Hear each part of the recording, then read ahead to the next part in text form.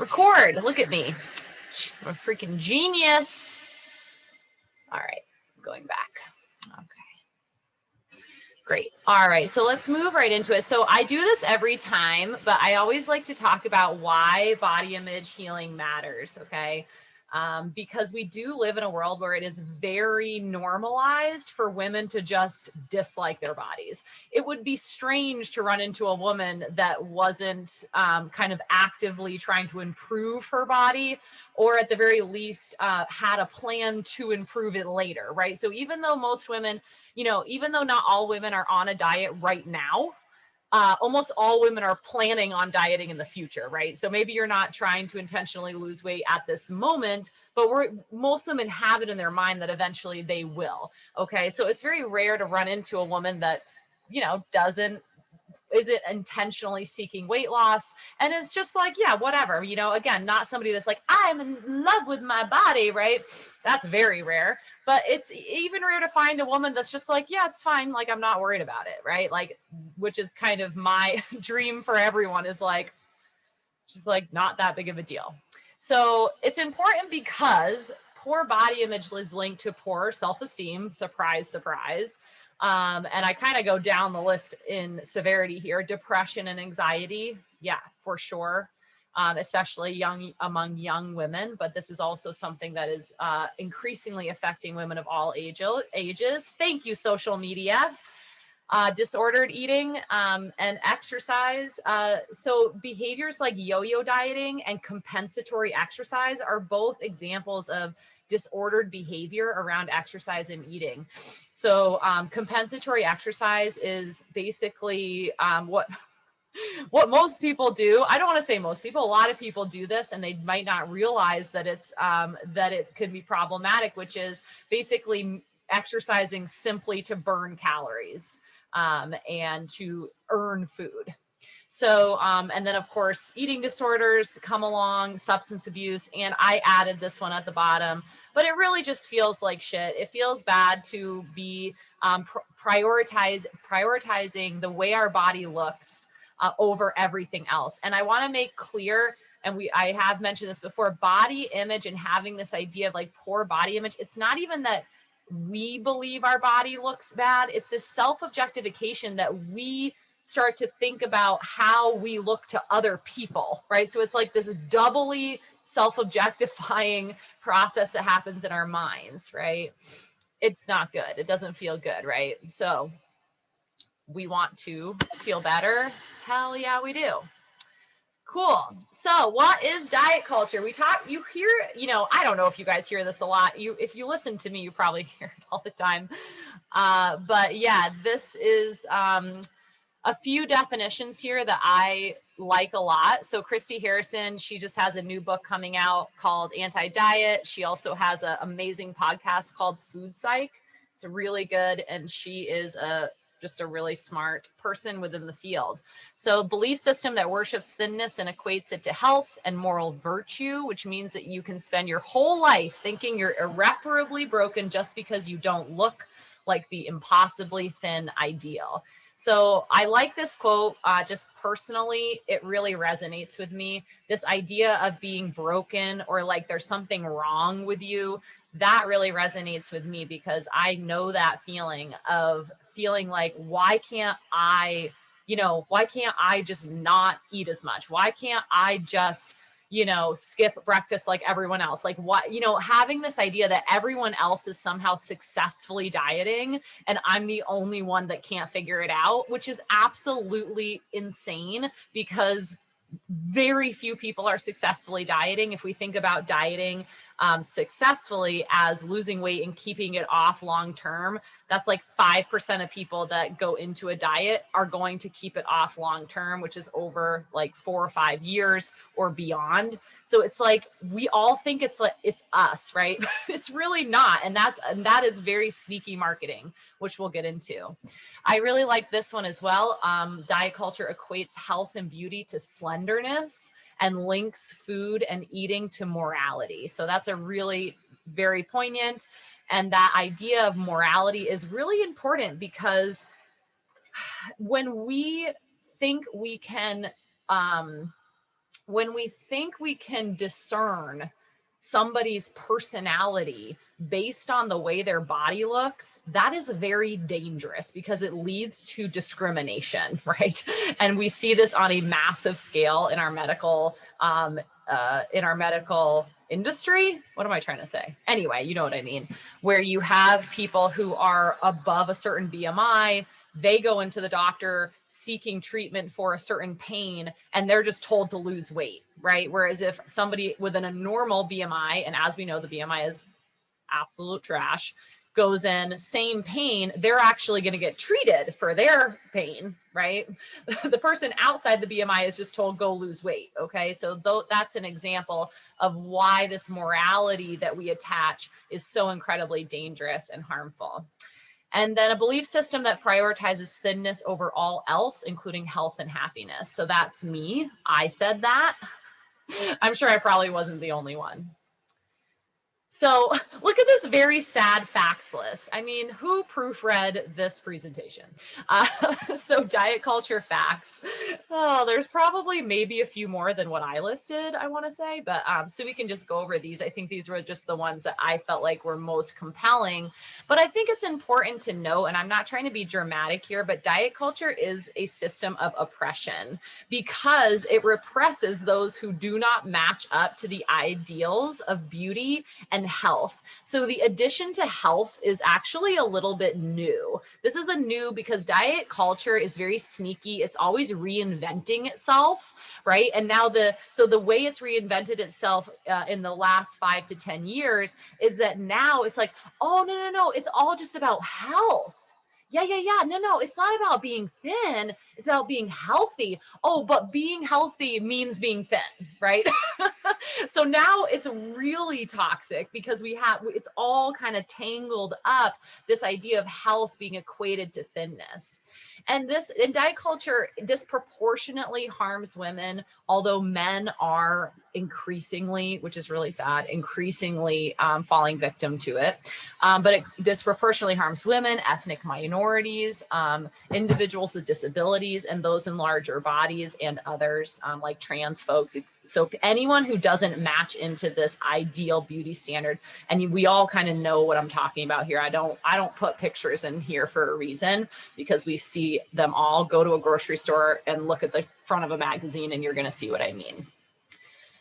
So some examples of diet culture, just so we can really nail it down, because when we're talking about things like this, I was a sociology major, so like I really click into concepts like this, but I know it can seem like a little bit nebulous. Like, what exactly are we talking about here? So I wanted to give some examples. So these are examples of diet culture that we're going to see outside of ourselves, right? This is what we see and we're exposed to as we are going out into the world. So anything like products, right? Guilt-free, fill in the blank, right? Guilt-free sweet snack or whatever the hell.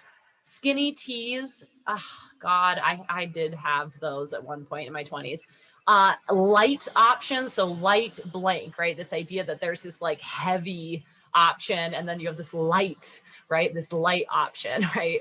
Slimming, whatever. I realized like one of the sports bras I have, literally the brand is like Skinny Girl Sports Bra. I was like, what the hell is this? There's like that Skinny Girl wine and like, or maybe it's not a wine. I don't know. There's a few of these, and like there's actually I think a whole brand of food that's called like Skinny Girl whatever the hell chips. I don't know. So that is some examples.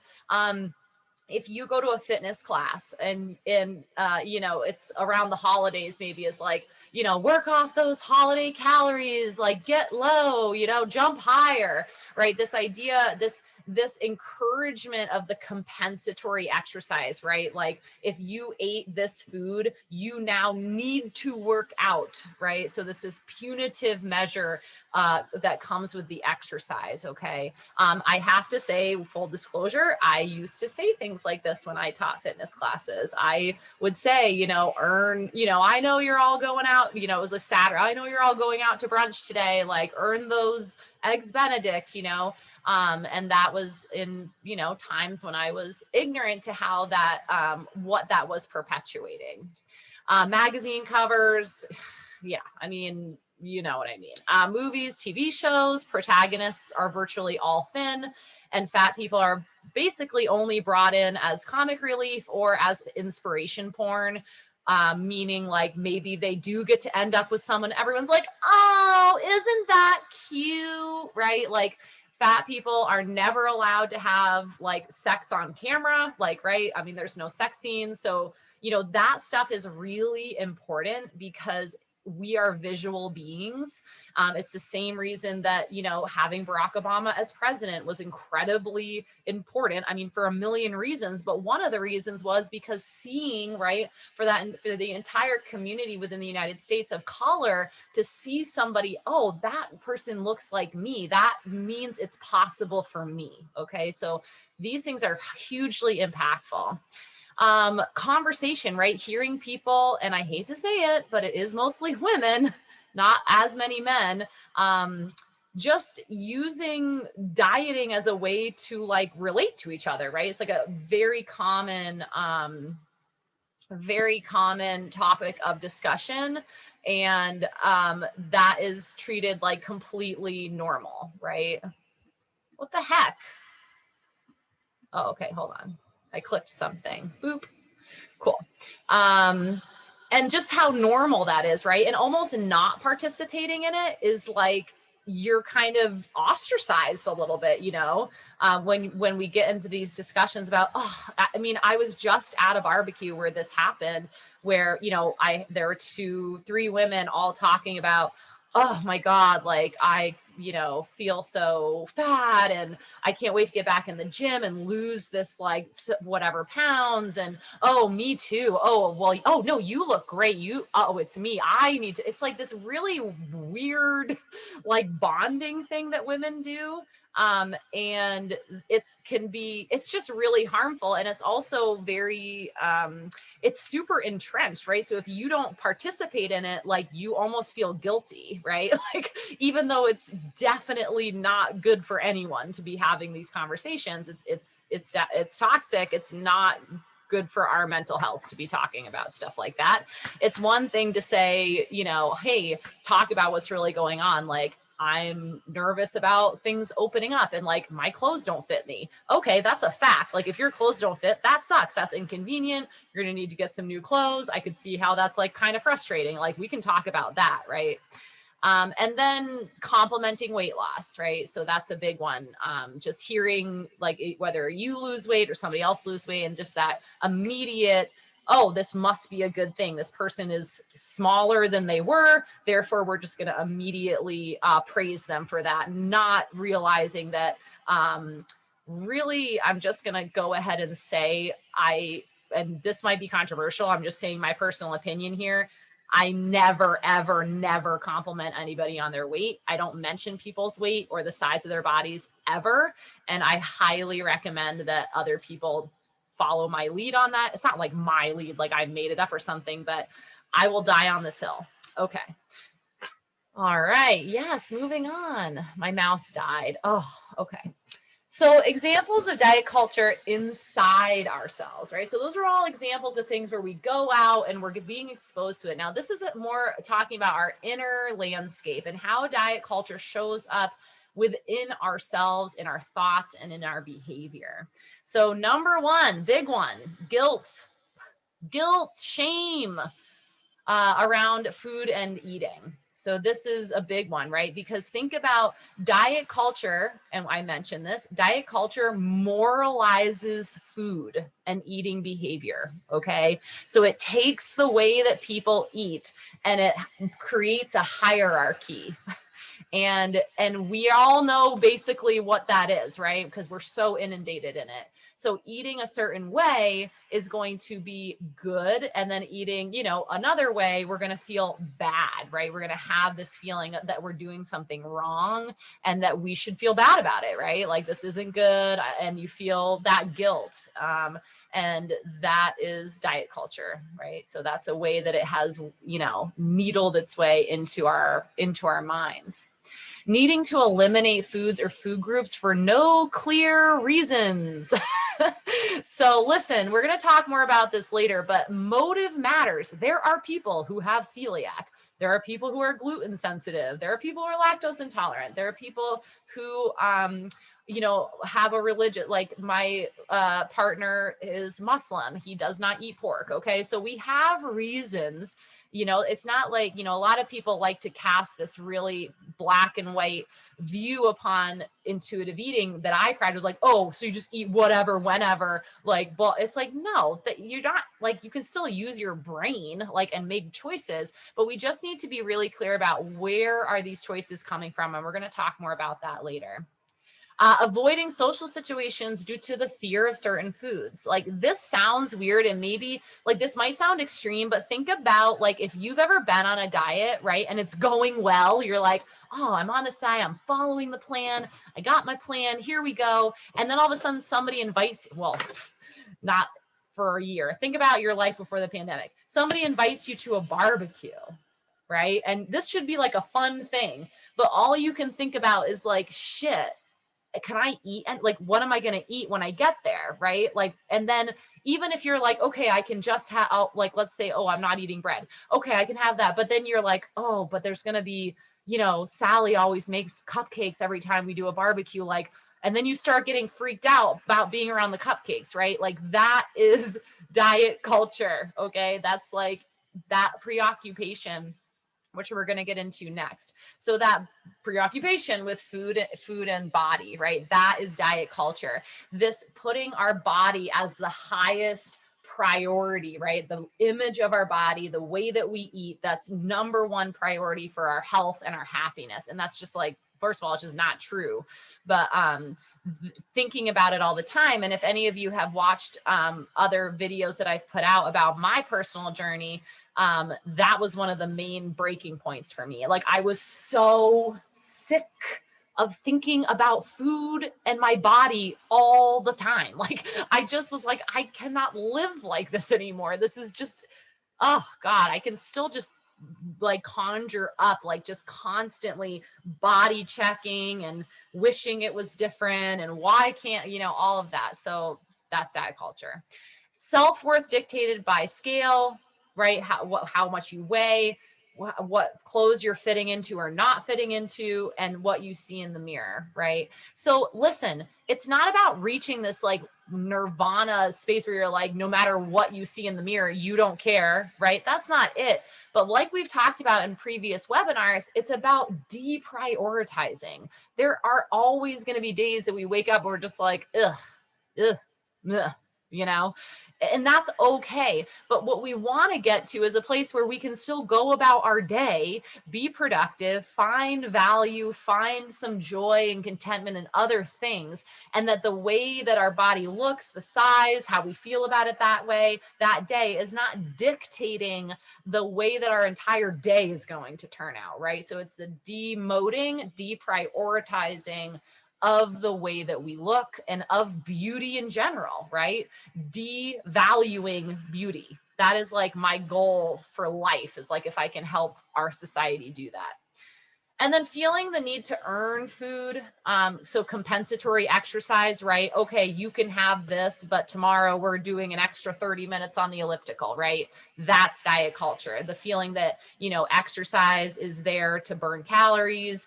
And if I don't exercise, then I'm not allowed to eat these certain things. And that like kind of reward system that people come to, and that a lot of diets encourage, which is this idea like, oh, like, once, you know, you can have this, you know, 3 pieces of chocolate if you do this workout or whatever. I actually talked to one of the content writers of the nutrition certification that I have, because I was like, they actually were talking about that as a coaching method. And I was like, this is the most effed up thing I've ever heard in my life. And I called them and I yelled at them, and they probably aren't going to change it, but I felt better. So, you know, it should, again, it's not like, you know, it's super mysterious how all of this is connected, but I just want to drive home some points about why it is so important to be aware of diet culture in our lives, right? So both externally when we see it and internally, right? So getting pissed. I mean, I can't tell you, like, I have the Price Chopper right here in Colchester I go to, and like every time I'm waiting in line, I'm like looking at these magazine covers, just like, this is such bullshit, stupid, oh God, you know? And that's good in my mind. Like that's the reaction that I would want from all of you, right? Not like, oh, 30 pounds in 30 days. Like, should I try that? No, I don't want that. I want like, that is the dumbest thing I've ever heard in my life. And I feel bad for this lady and anyone who buys into this. Like, this is like seriously predatory. You know what I mean? We should be upset when we see things like that and angry and outraged for all the women that we care about, you know, because it's like this, that is really hurting people. So I'll go through my little list here. Diet culture promotes one ideal of beauty that's unachievable for the vast majority. This is why it makes so much money. Over $60 billion a year is brought in by the diet industry as a whole. So like, think about that though. Like, we've got this really narrow ideal beauty standard, right? And dieting the promise is that if we just follow the rules of the diet, that we are going to achieve it. And we know, like, if you think about that, like, that doesn't make a lot of sense because, you know, we kind of know that it can't be true, and yet we buy into it again and again. And that is because of the genius marketing, which is absolute fear mongering, especially for women, that happens, and it convinces us to do this dieting over and over. Diet culture promotes the idea that we can tell almost everything about a person's health, therefore their morals, right? Because health and morals are linked now in our culture. Very problematic, by the size and shape of their body, right? So this is part of diet culture, this idea that if you see somebody walking down the street and they are fat, that, oh, that person must not work out. Oh, that person overeats. That person eats junk food, you know, whatever the case may be, which is completely inaccurate. We have no idea what that person's health is. We don't know what they eat.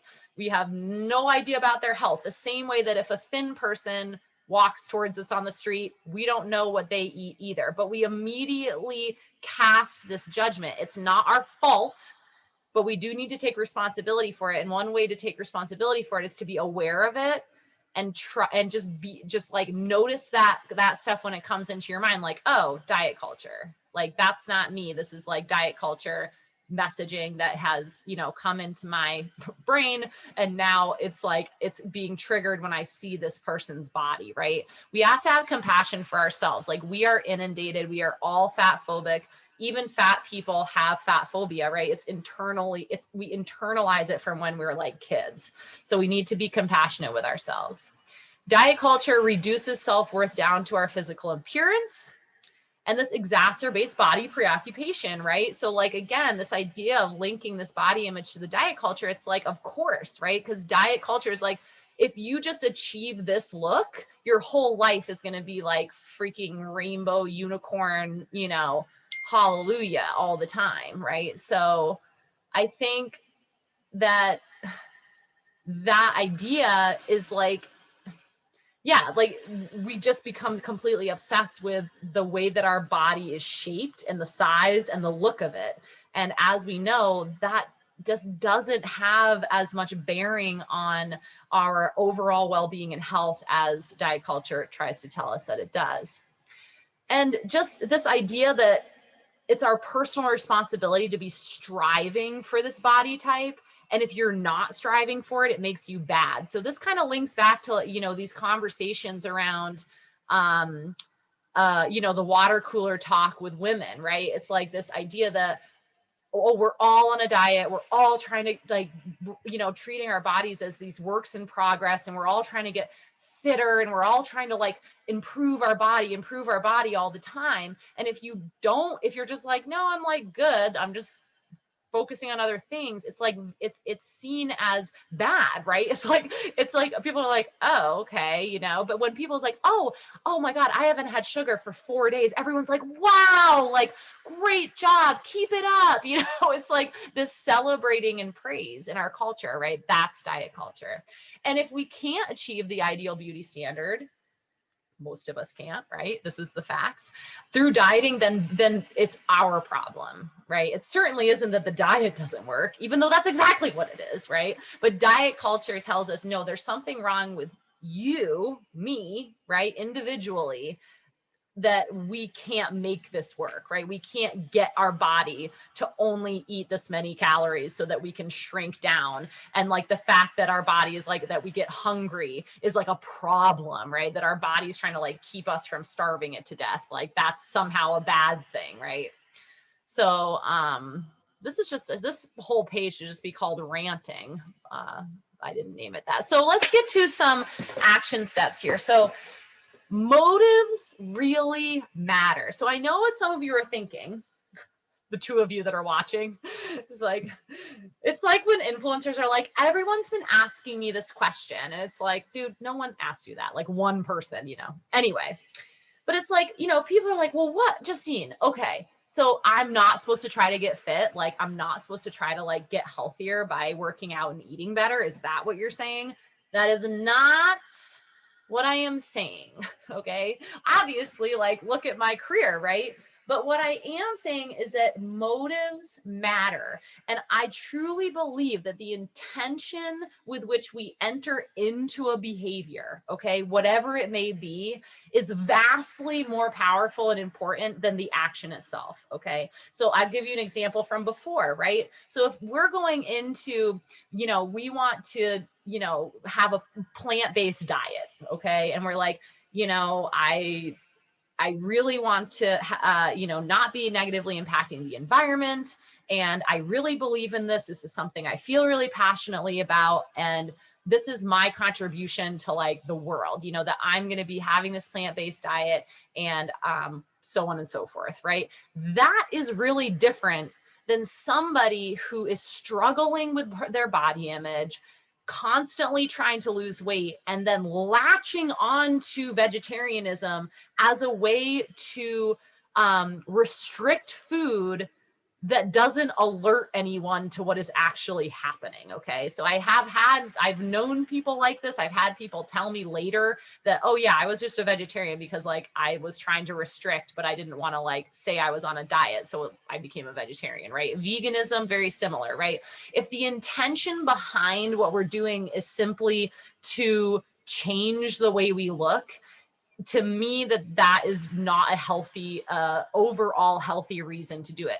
It might work out. And honestly, like I've been on a lot of diets. I don't regret them, right? So if somebody's on a diet, I'm not like, oh, that's just like their life is ruined now. That's not what I mean. In a lot of ways, like anything, it's just a learning experience, right? So I'm not like trying to get down on anyone. And you all, people watching this, you know, might be on a diet or planning on dieting or might go on a diet in the future. It's a learning experience, right? So I'm not trying to say like to be perfect, but I just really, really encourage you to ask, why am I doing this, right? If you're trying to get into a workout regimen, why? Are you doing it because, oh, I just feel so guilty and you know, that's really different than saying, you know, I really miss feeling strong. That's something that's really important to me, right? This aligns with my values. My values are being independent, feeling strong, being a great role model for my daughter. You know, those kinds of motivating factors are intrinsic, right? It's not like if I don't do this, people aren't going to like me, right? That's extrinsic motivating factors, right? If I don't do this, you know, my doctor told me I had to lose this amount of weight, so I guess I will. I'm telling you, man, it's not worth it. Things like the motivating factors like that, the studies really show, I'm not just saying it, that it just doesn't really lead to long-term change anyway, right? So having intentions, one, asking yourself, why am I doing this? Am I adding more vegetables because I care about my health? Or am I adding more vegetables because I'm really trying not to eat carbs because I'm really, you know, trying to intentionally lose weight, right? And the fact of the matter is intentional weight loss, it just doesn't work, right? So I know you're thinking, what's wrong with wanting to lose a little weight, Justine? What's wrong with that? There's nothing inherently wrong with it. It's just that we know that it doesn't work, right? There's no evidence-based method at this time within the world of science, okay, that is going to lead to long-term, I'm talking permanent, sustainable weight loss in a human body. Okay. So my point is, like, if you're doing something to intentionally lose weight and you know, right, 95% chance it's not going to work, how is that good for your health? Right. So this is what I mean when I get down to the bottom here. Anti-diet is pro-health. Okay. A lot of people think being anti-diet means that I'm saying go out, buy a cake, eat cake all day, don't exercise, just love yourself, who cares? Like, that's absolutely not the case. I became anti-diet because I was recognizing within the industry, working with hundreds of clients, okay, that going on diets was not working for them. In fact, it was harming them on many levels, okay? That's why I became anti-diet, because I was worried about people's health, not just their physical health, but also their mental health, right? So that is my tidbit for self-growth, really, is that asking why. I think the journaling exercise I sent out last week reflected that as well. So I just want to, before I get into the last page, I just want to 6:35. Okay. Just make sure I had some notes here. I just want to make sure I'm not missing anything.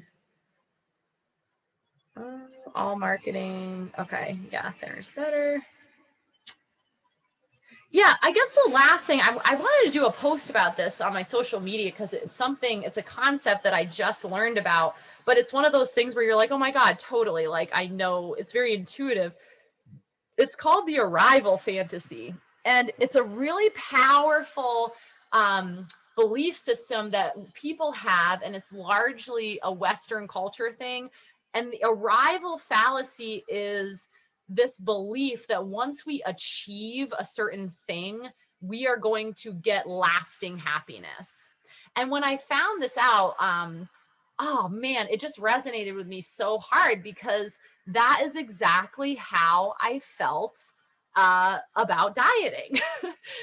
Here, I have the quote. So it's Harvard psychologist Tal Ben-Shahar. The false belief that when we achieve a particular goal, we'll finally become and remain happy. So, oh man, it struck me right in the heart, because that is how diet culture got into my head and really wormed its way in and kept me dieting for over 15 years of my life. That idea that if I could just get to whatever weight and achieve that body, then I'd be happy, you know, and it's not how it works. Okay. So I just wanted to throw that out there. I'll make a post about it, because I think it's a really interesting concept. Again, it's called the arrival fallacy. Yeah. So again, action step here. So what I want to get into as I'm coming to the end with my Rediscover Fitness group. And so I will be ending, this is the 4th. So we have one more left with intuitive eating, but health at every size is a concept that I wanted to introduce today as a way to kind of put a bow on diet culture, right? So what is like the anecdote, right, to diet culture, you know, because a lot of what I yell at you guys about is like, you know, this is bad, this is bad, this is bad, right? So it's like, okay, Justine, thank you for all the yelling, but like, what do we do, you know? So Health at Every Size is, this book was created by Lindo Bacon. She's got like 500 credentials. She's a phenomenal researcher, and she wrote the book Health at Every Size. And it is now, it's a framework that is used within the medical community to work with people of all sizes, but particularly those people in larger bodies that are having health problems. Because what they were researching was this idea where they're looking at the data and they're like, diets don't work, you know? And so this team of researchers began to figure out like what is really going on here. I highly recommend the book. It is so eye-opening. But basically, Health at Every Size is a framework that prioritizes healthy habits over weight, because healthy habits predict overall health better than weight, right? So if you have two people, they're the same weight, the person performing healthy habits is going to be healthier than the person who is not, right? And even when you have people of different weights, right, you have a person that weighs less, they're not doing the healthy habits, person weighs more, healthy habits, that person is generally going to be healthier.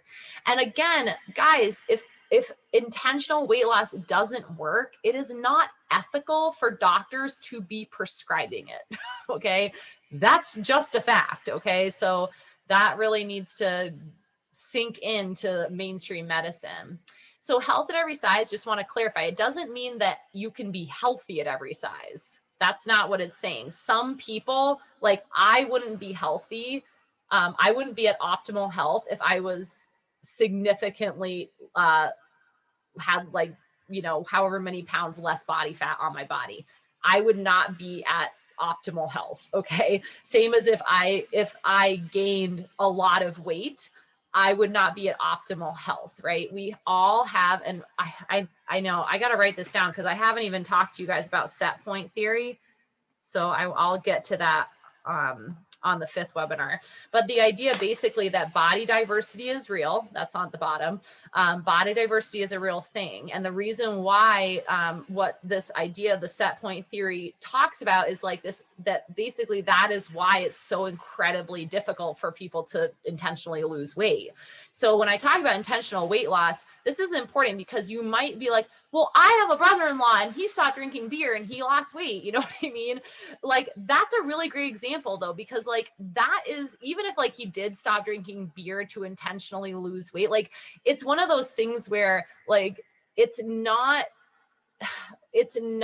taking something out of the diet that the human body perceives as sustenance, right? So we see this a lot with alcohol where people are like, try to equate food and alcohol, but the body doesn't perceive alcohol as sustenance. Alcohol is actually a poison.